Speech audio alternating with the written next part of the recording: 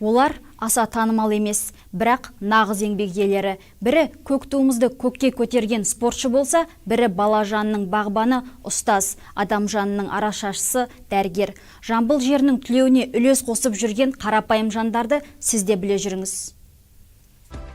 Сандуғаш Жолдасбек қызы Жамбыл атындағы нөмірі 5 мектеп гимназиясында химия пәнінің мұғалімі. 16 жылдан бері ұрпақ тәрбиесіне ден қойған азаматшаның марапаттары жетерлік. Мұның бәрі еңбекпен келеді дейді ол. Бұл жолды таңдауына өзінің ұстазы ықпал еткен.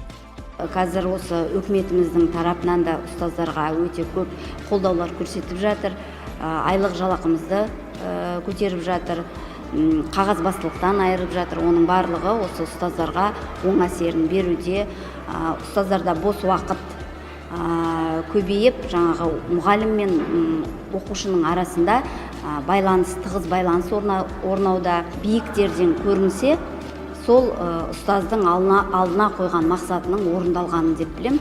Сәйкес суреті бар топқа барып отырамыз. Қай суретті таңдап алдыңдар, сол топтағы суретке сәйкес отырамыз. Келесі кейіпкеріміз бала жанының бағбан емес, адам жанының арашашысы. Ол нөмірі 5 қалалық емханада жалпы тәжірибелі дәрігер болып қызмет атқаратын Ерлан Молдабеков. Ақ халатты абзал жанның бала арманы осыдан 6 жыл бұрын ақиқатқа айналған. Жаста болса, үнемі ізденісте, жаңашылдыққа жаны құмар. Дәрігер болғаныма өте қуаныштымын.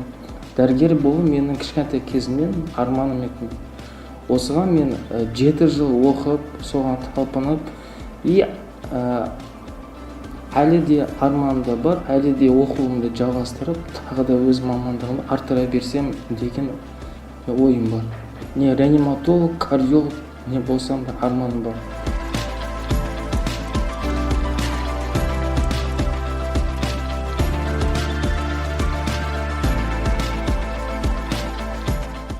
Қос кейіпкер қошеметтің төресі, елдің ыстық ықыласы дейді. Мамандыққа деген нағыз жанашырлық осы болар бәлкім. Екеуінің де еңбегі өз әріптестер арасында үлгі-өнеге бүгінде. Бірақ олар үшін ең маңыздысы Гиппократтың анты, баланың болашағы.